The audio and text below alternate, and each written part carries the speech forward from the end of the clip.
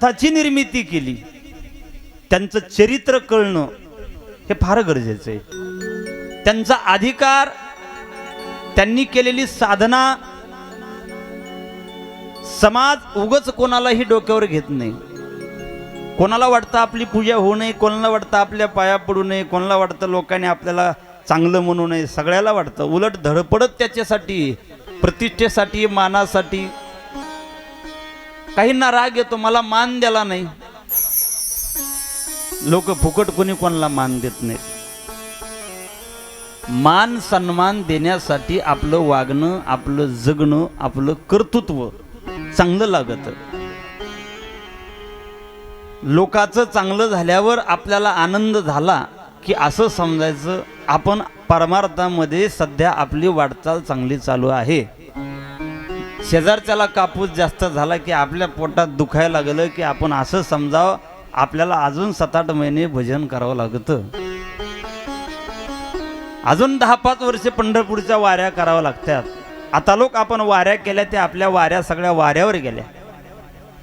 ज्या दिवशी आपल्याला अंतःकरणामध्ये दुसऱ्याविषयी चांगले विचार येतील, दुसऱ्याविषयी आपल्याला चांगलं वाटेल, त्या दिवशी असं समजायचं की आपला परमार्थ चांगला चालू आहे। नाहीतर रात्रभर भजन केलं आणि सकाळी वाट्यावर बसून सऱ्या गावाचं धुणं धुतलं, सटच वाहून गेलं। कोंडू कोंडू घेईन जीव, किती भजन केल्यावर नागनाथाला पटल। मी तर असं म्हणत असतो, आपण केलेलं भजन देवाला तरी पटावं, आपण केलेलं भजन देवाला तरी पटावं। बरं ठीक आहे, नाही देवाला पटलं, कमीत कमी लोकायला तरी पटावं। नाही लोकायला पटलं, पण त्याच्याही पुढचं आहे का, आपण केलेलं भजन कमीत कमी देवाला पटावं। देवाला नाही पटलं तर आपलं भजन लोकायला पटावं। लोकायला नाही आपलं भजन पटलं, देवाला नाही आपलं भजन पटलं, तर कमीत कमी आपण केलेलं भजन आपलं आपल्याला तरी पटावं। कोण कसा वागतो हे त्याला सांगण्यापेक्षा आपण कसं वागतो याचा विचार आपण कधी केला का? हे असा वागायला, तो तसा वागायला, हा असा करायलाय, तो तसा करायलाय, हे करतो आपण, पण कधी आपला विचार केला का? आणि ज्या दिवशी आपण आपला विचार करू त्या दिवशी आपला परमार्थ योग्य, हे माझ्या मनचं सांगत नाही, महाराजांचा पुरावा आहे। महाराज म्हणले पा, लोक सुधारण्यासाठी संत आहेत, ग्रंथ आहेत। लोक सुधारण्यासाठी संत आहेत, ग्रंथ आहेत, पंथ आहेत। तुम्ही लोकांचं गुत्त घेतलेलं नाही। तुम्ही काय करा, आपुली आपण करा सोडवण, आपुली आपण करा सोडवण, आपुली आपण करा सोडवण, आपुली आपण करा सोडवण, आपुली आपण करा सोडवण,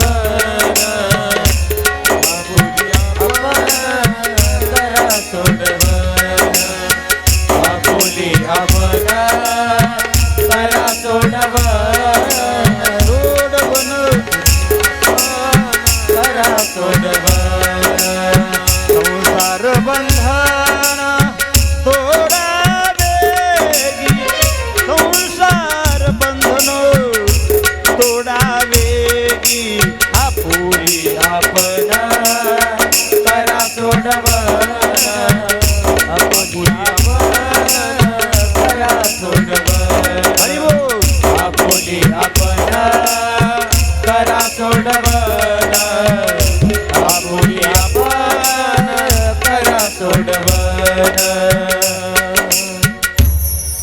आपुली आपण करा सोडवण, आपुली आपण करा सोडवण।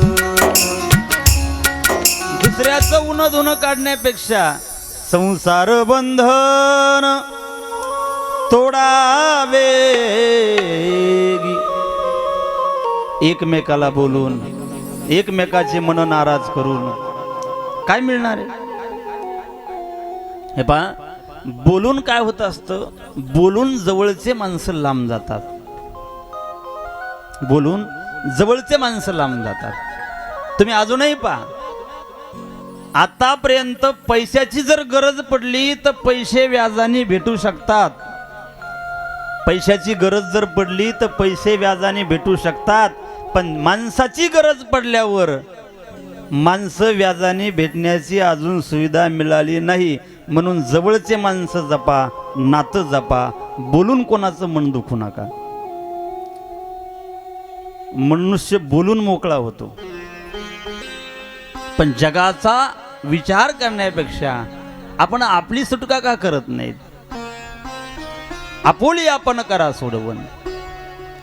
म्हणून प्रत्येकाला या जीवनामध्ये संघर्ष करावा लागतो, आणि संघर्ष साधा नाही, भयान संघर्ष करावा लागतो, आणि संघर्षाशिवाय काही नाही.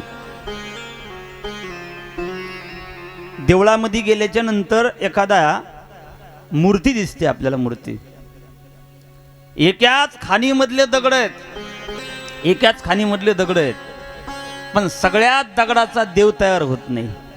काही दगड त्या दगडाचा देव होतो, काही दगडाची पायरी होते, काही दगडाचं देवाला बसण्यासाठी ओटा होतो, तर काही दगड काहीच कामाचे नसतात, नित्य नारळ फोडायच्याच कामी.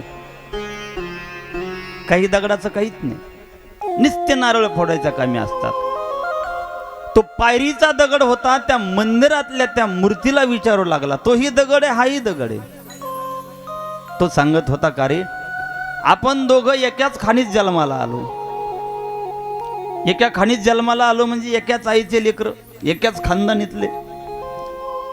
बरोबर, आपण एका ट्रक मध्ये प्रवास केला दोघांनी, पण लोक तुझ्या पाया पडतात आणि माझ्या अंगावर पाय देऊन का जातात? त्या मूर्तीवाल्या दगडाने सांगितलं, बाबा, लोक मला दुधाने स्नान घालतात, दह्याने स्नान घालतात, मदानी स्नान घालतात, एवढंच काय, मला भारी भारीचे कपडे, माझ्या अंगावरती अत्तर आहे, माझी पूजा होते, एवढंच काय, माझी किंमत 11,000 20,000 आहे, पण माझ्यासाठी 11,000च्या दगडासाठी 11 लाखाचं मंदिर बांधलंय. मंदिरातला दगड 11,000चाच आहे, ज्याला आपण देव म्हणून उभा केलं तो 11,000च आहे, पण 11,000च्या त्या देवासाठी, त्या दगडासाठी 11 लाखाचं मंदिर बांधलं. तो म्हणला, माझ्यासाठी 11 लाख रुपये लोकांनी का खर्च केले, लोक माझ्या का पाया पाडायला लागले, आपण तर एकाच खाणीतले.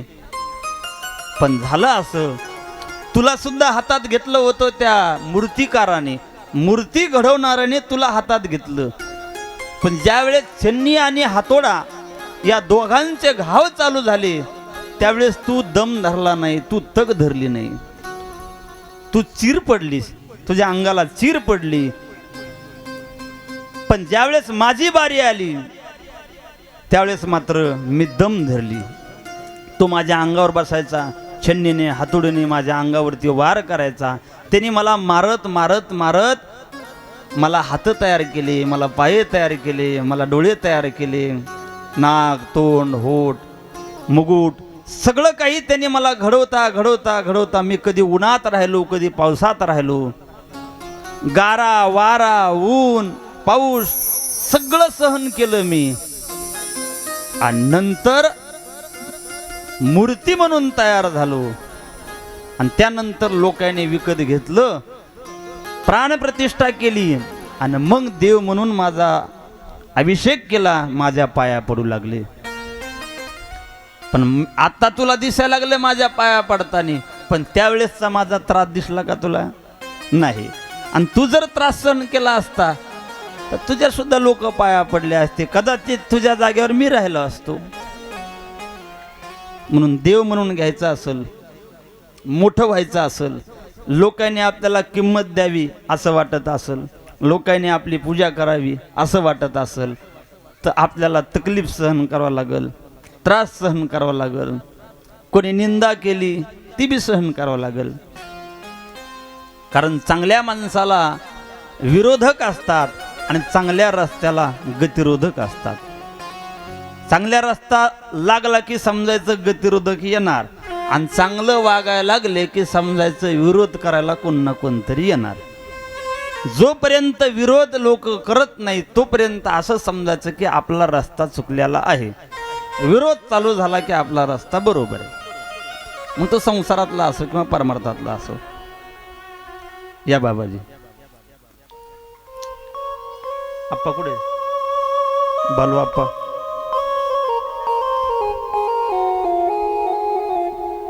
येतील. बालू आप्पाला पाठवून द्या म्हणून. गोपाळ बाबा आले आणि मुली आहेत का 5-7 जणी. तुम्ही जा आता, बाबा आले तिकडे. 10-7 जणी उठा तिकडे. मग ते ठरवते कोणतं कोणाला पात्र द्यायचं ते. जा जा जा जा उठा उठा माया उठा उठा.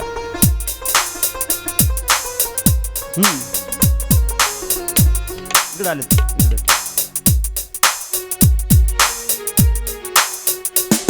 उठा की तुम्ही दोघे तिघे जा की. मग तुम्हाला कोणतं द्यायचं त्याच्या मनावर देतील. कोणी महादेव व्हा, कोणी पार्वती व्हा.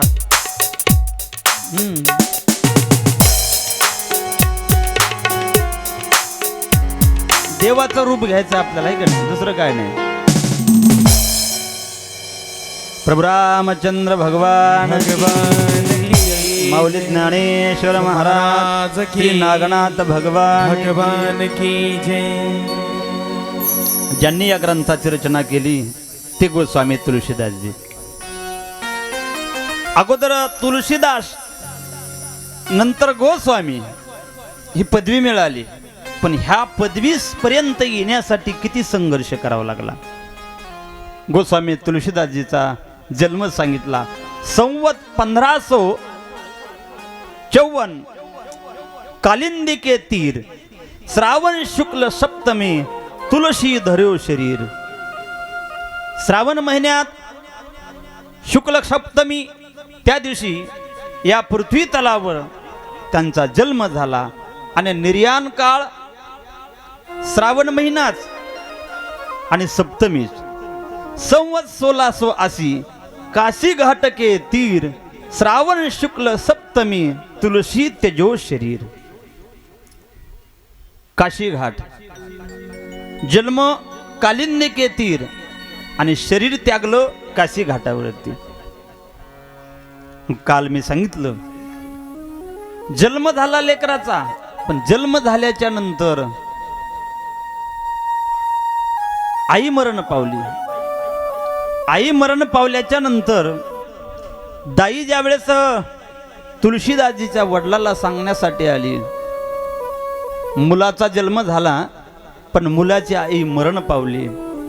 त्यावेळेस खूप दुःख झालं. पण मुलाच्या जन्माची वेळ विचारली. दाईकून वेळ सांगण्यामध्ये तफावत झाली, चुकीची वेळ सांगण्यात आली. आणि गोस्वामी तुलसीदासजीचे वडील ज्योतिष्य सांगणारे होते, भविष्य सांगणारे होते. त्यांनी जन्मकुंडली तयार केली.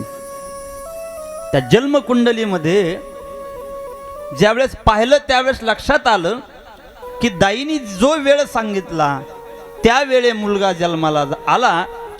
आणि ती वेळ पाहिल्याच्या नंतर लक्षात आलं कुळाचा घात करणारा मुलगा. खरं जर पाहिलं दाईनी वेळ चांगली सांगितली असती बरोबर तर तो मुलगा कुलदीपक होता, कुळाचं नाव रोशन करणारा होता. पण चुकीची वेळ सांगितल्यामुळे राग आला वडिलाला. खरोखर कुलघातक मुलगा आहे, कुळाचा नाश करणाऱ्या जन्मल्या आईचा घात केला, आईला गिळलं. असा मुलगा माझ्याकडं नको. म्हणून मुलाला दाशीच्या घरी पाठवलं. पार्वती आई ती दाशी तिने सांभाळलं.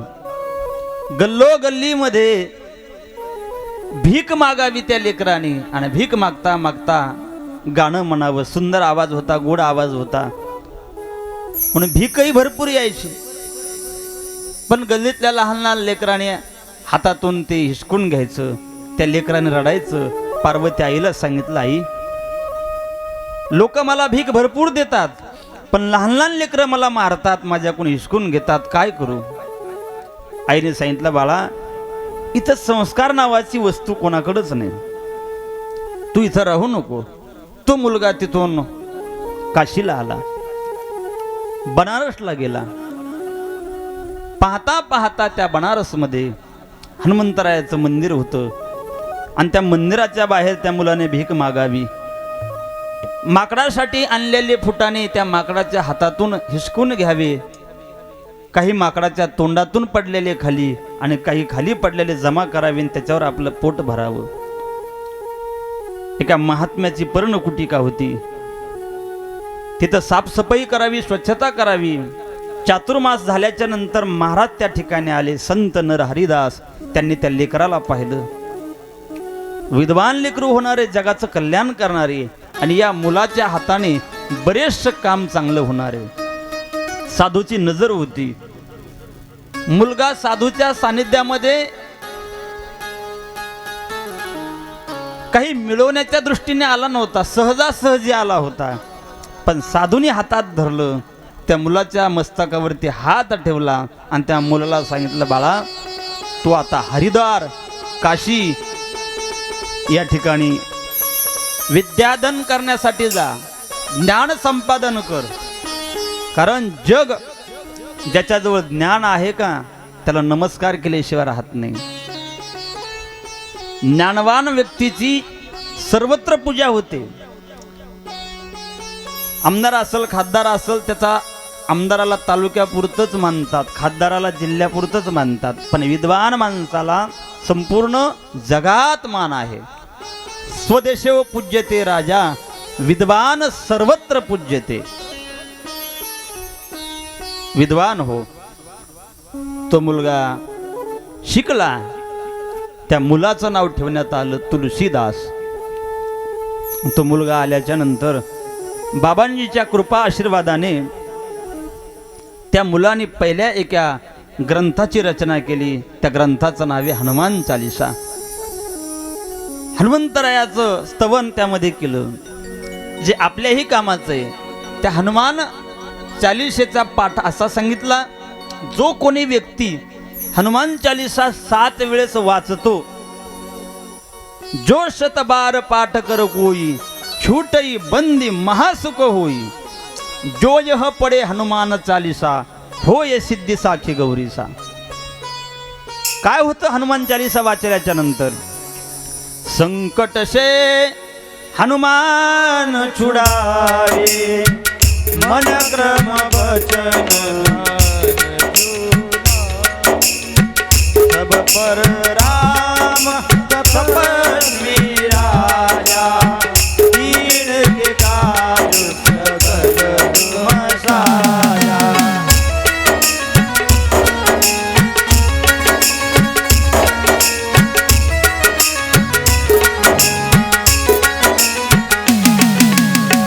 और मनोरथ जो कोई लावे, सोई अमित जीवन भर पावे. चारों जुग प्रताप तुम्हारा, हे प्रसिद्ध जगत उजियारा. जय सिया राम, जय जय सिया राम, जय सिया राम, जय जय सिया राम, जय सिया राम, जय जय सिया राम, जय सिया राम, जय जय सिया राम. संकट से हनुमान छुड़ावे, मन क्रम वचन ध्यान जुलावे. संकटातून सोडवणारा तो संकट मोचन हनुमान. म्हणून कधी सुद्धा चांगल्या कामाला जायचं असेल आणि यश प्राप्त करायचं असेल तर हनुमंतरायाच्या पाया पडायचं आधी. कारण हनुमंतरायाला प्रभू रामचंद्राने एक गुण देऊन टाकला, यश नावाचा गुण. यशे थोरविला मारुती, विभीषण केला लंकापती. यश नावाचा गुण आहे हनुमंतरायाकडे. बघा, पूर्ण रामायण वाचल्याच्या नंतर लक्षात येईल, असा एकही असं काम नाही की तिथे हनुमंतराय गेले आणि ते काम झालं नाही. जिथं गेले तिथं यशस्वीच. यश पाहिजे असेल तर हनुमंतरायाकडे जा, तुमचं काम यश 100% काम पूर्ण होणार. पण लोक गावातल्या मारुतीकडे जात नाहीत, गावातल्या मारुतीच्या पाया पडत नाहीत. आजूबाजूला एखादा नवारला ना मारुती, तिथं जातात पाया पडायला. आता आहेत ना इकडे यशवाडीचा मारुती, पुन्हा दौलताबादचा मारुती, इथून तिथं जातील, रांगाला लागतील यशवाडीला दौलताबादला. जाऊ नये असं माझं मत नाही. जा, गावात निवद नेणार नाहीत मारुतीला, पण तिथं अन्नदान करतील. मी म्हणतो यशवाडीचा मारुती पावतू, दौलताबादचा खुलताबादचा मारुती पावतू, आणि गावातला का रुमन घेऊन अंगावर धावतू. गावातला बी पावतो ना. मग हा गावातला मारुती तो यशवाडीचा मारुती चुलत भाऊ येतं का नाते चुलते पुतणे येतात. मारुती मारुती, आपला भाव पाहिजे तसा. या मंदिरात जा, या मारुतीरायाला विनंती करा, तो तुम्हाला प्रसन्न होईल. अहो, दगडावर जर भाव ठेवला तर दगड प्रसन्न होत असतो, पण आपला भाव नाही. आपल्याला सवय लागलेली चमत्काराला नमस्कार. नागनाथ किती पावतो, पण लोक महाशिवरात्रीला गावात राहणार नाहीत, औंढ्याला जाऊन येतील, परळीला जातील. अरे तुझ्या गावामध्ये ये ना, कशाला भन फिरत, तुझं गावच आहे रे तीर्थ. कशाला भन फिरत, तुझं गावच आहे रे तीर्थ. कशाला वन फिरत, तुझं गावच आहे रे तीर्थ. कशाला वन फिरत, तुझं गावच आहे रे तीर्थ. कोण म्हणतंय? संत गाडगे बाबा म्हणतात. अरे कशाला फिरतो इतक्या लांब लांब? औंढाला जाय, परळीला जाय, भुवनेश्वरला जाय, उनकेश्वरला जाय, रामेश्वरला जाय. इतक्या लांब जाण्यापेक्षा हा नागनाथ का कमी आहे का? कशाला भन फिरत, तुझं गावच आहे रे तीर्थ. आणि एवढंच काय, बरं कुठेही फिरा, कोंबडी बकर खात रे दादा, कशाला पंढरी जात रे दादा. गाडगे बाबा म्हणले कुठेही जा, कोंबडी बकर खात रे दादा, कशाला पंढरी जात रे बाबा. कोंबडी बकर खात रे बाबा, कशाला पंढरी जात. कशाला पंढरी जात रे बाबा, कशाला पंढरी जात रे बाबा. कशाला पंढरी जात रे बाबा. कशाला पंढरी जात रे बाबा. कोंबडी बकर खात रे दादा, कशाला पंढरी जात रे बाबा. कोंबडी बकर खात रे बाबा, कशाला पंढरी जात रे बाबा.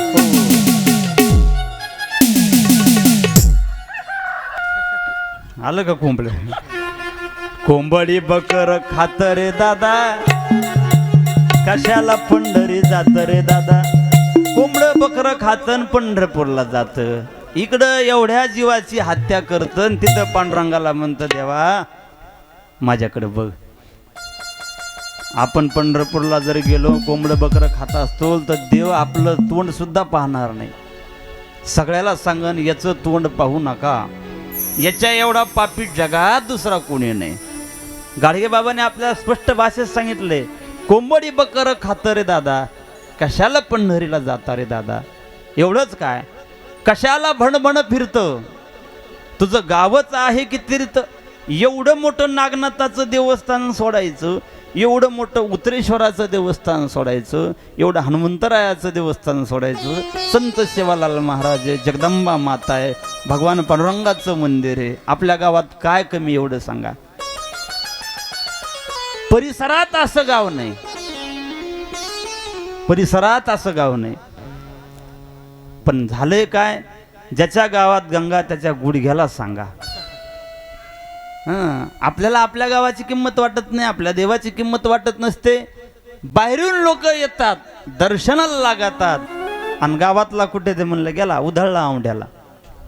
अरे आपल्या जवळ एवढं आहे, पण श्रद्धा पाहिजे. आपली श्रद्धा. हनुमंतराय लवकर प्रसन्न होणारे, यश प्रदान करणारे, बुद्धीचा दाता आहे, संकटातून सोडवणार आहे, संकटात धावून येणार आहे. आणि ज्या ज्या वेळेस आपण त्याची हाक देऊ, त्याला हाक मारू, त्याला प्रार्थना करू त्यावेळेस तो येतो आणि मग वेळ पाहून सूक्ष्म रूप धरी लंका जरावा भीम रूप धरी आसुर संहारे. सूक्ष्म रूप धर लंकेत जाण्यासाठी आणि आसुराला मारण्यासाठी भीम रूप धरी आसुर संहारे रामचंद्र के काज संहारे. म्हणून त्या हनुमंतरायाच्या दरबारात राहू लागले आणि हनुमंतरायाच्या नामाचा जयघोष करत करत करत सुंदर अशी हनुमान चालिसा हा ग्रंथ त्यांनी तयार केला. गुरुच्या सांगण्यावरून रत्नावली सोबत विवाह केला आणि संसारात गुंतले. गोस्वामी तुळशीदासजी संसारात गुंतले आणि संसारात गुंतल्याच्या नंतर बघ परमार्थाचा विसर पडला. परमार्थ करण्यासाठी सगळ्यात मोठं गतिरोधक जर कोणता असेल तर हेच आहे विषय. एखादा जर साधक एखाद्याचं भजन वाढलं एखाद्याची भक्ती वाढली की साधना वाढली की तिथं व्यत्यय येतं. कुठलं व्यत्यय येतं? मग विषय त्याला भजन करू देत नाहीत. हे विषय भजनातला येणारा अडथळा आहे. मुद्दाम इंद्र कोणाला कोणाला तरी पाठवतो. इंद्र कोणाला पाठवतो? कामदेवाला. जा याचं भजन बंद झालं पाहिजे, याची साधना बंद झाली पाहिजे. आणि एखाद्याने जर समजा त्या चक्रव्यूहामध्ये जर एखादा फसला की त्यांनी केलेला परमार्थ सगळा मातीत जातो. लाखात कोट्यावधीत एखादा असतो तो कामदेवाच्या तावडीत अडकत नाही. कारण ब्रह्मदेवाने काही गोष्टी माणसाला अडचणीत आणण्यासाठी निर्माण केल्या. 2 कात्री सांगितल्या. कनकानी कांता द्वय कातराया केल्या विधीने नरकात राया. जो सापडेना नरकात राया तो योग्य जाना नरकात राया. कनक आणि कांता. कनक म्हणजे सोनं आणि कांता म्हणजे स्त्री म्हणा किंवा पत्नी म्हणा. या 2 कात्री अशा आहेत ब्रह्मदेवाने मुद्दाम माणसाला कातरण्यासाठी तयार केल्या. कनक आणि कांता द्वय कातराया 2 कात्री आता कोणी तयार केल्या? केल्या विधीने नर कातराया. पण जो नर या 2 कात्रीत सापडत नाही, जो सापडेना नरकातराया तो योग्य जाना नरकातराया. तोच योग्य आहे नर. नरकातून तरण्यासाठी तो नरकात जाऊ शकत नाही. या 2 कात्री आता परमार्थातलं सगळ्यात मोठं हे गतिरोधक आहे. म्हणून ऐका, महिलांनी भजन करावं, महिलांनी भजन करावं, पण महिलाचं भजन महिलातच असावं. महिलांनी पुरुषात भजन करू नये आणि पुरुषांनी महिलात भजन करू नये. कारण इंद्रिय इतके बलवान आहेत, इंद्रियाचा ताबा चांगल्याला ठेवता आला नाही. तर आपल्यासारख्या सामान्याची काय कथा आहे? महाराजांनी वर्णन केलं, यडका मदन तो केवळ पंचानन. या कामदेवानी केले काय? धडक मारली नारदा केला ब्रह्म्याचा मातेरा. इंद्रचंद्रासी दरारा लाविला जेणे. या कामाने केलं का? कामाजी कोतवाल याने नाडिले बहुताशी. भल्या भल्याची आबरू घेतो, याला भीतीच नाही.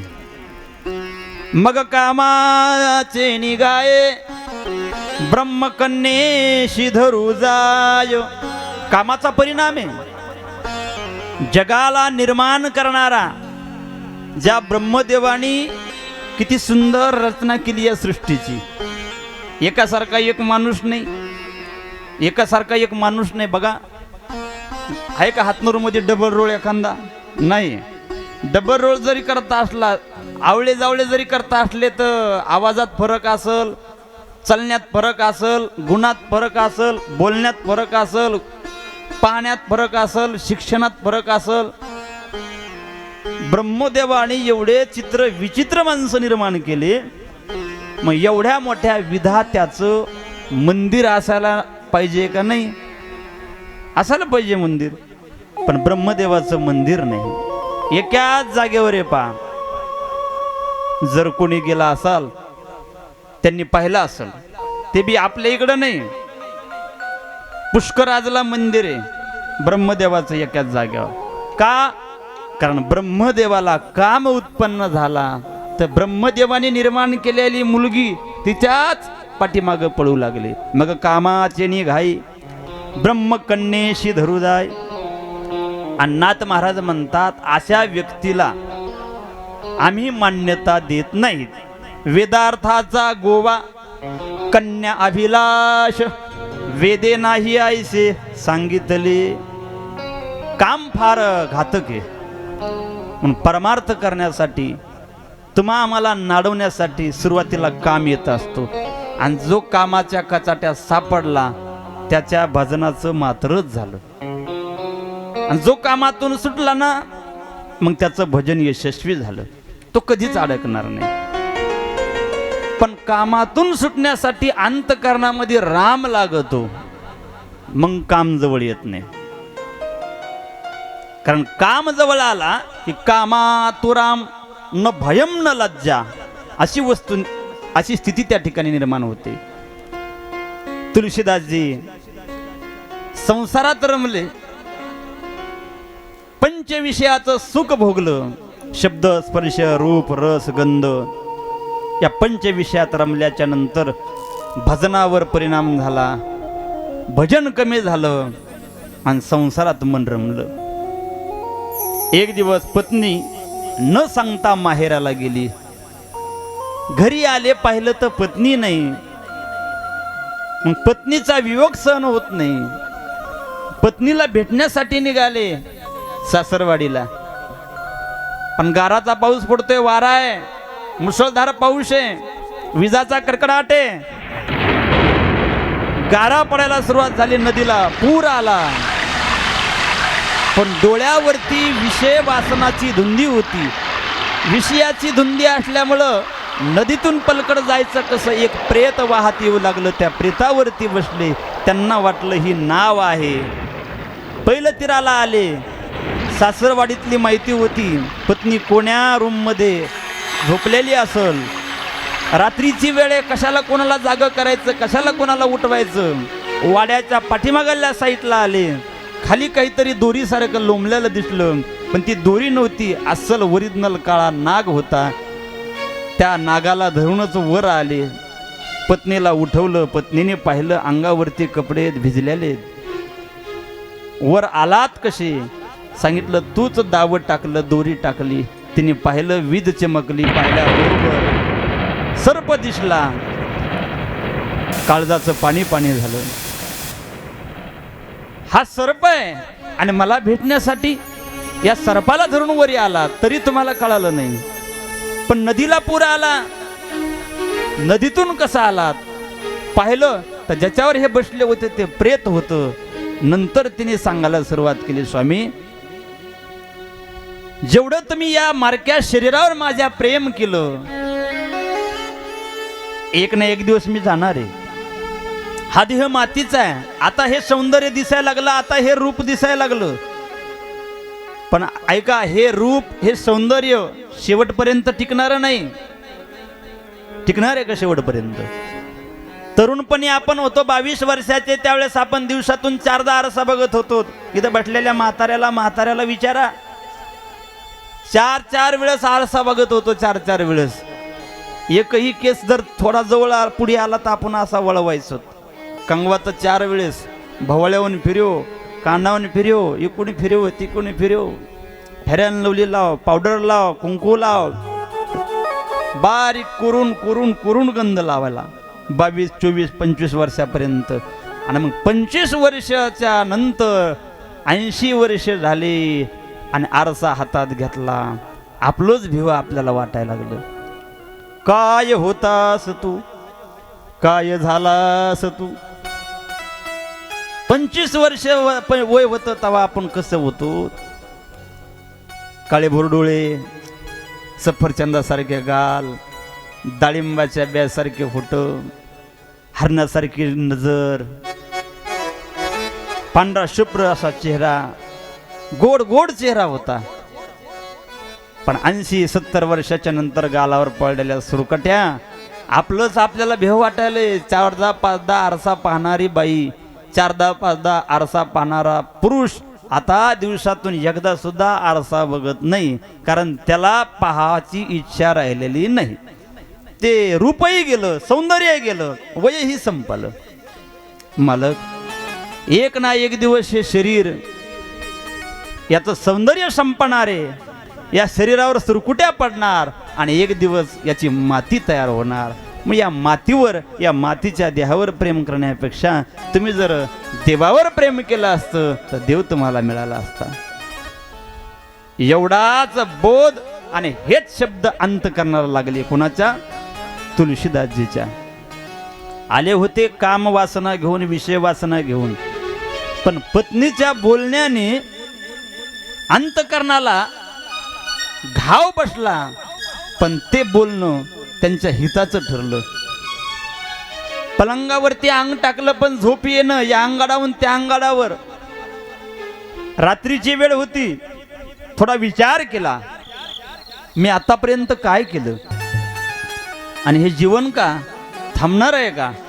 चली जा रही है उम्र धीरे धीरे, चली जा रही है उम्र धीरे धीरे, लड़पन भी बीता जवानी भी बीती, लड़पन भी बीता जवानी भी बीती, जवानी भी बीती, जवानी भी बीती, बुढ़ापे का असर, बुढ़ापे का असर, बुढ़ापे का असर हो रहा धीरे धीरे, चली जा रही है उम्र धीरे धीरे, चली जा रही है उम्र धीरे धीरे, धीरे चली जा रही है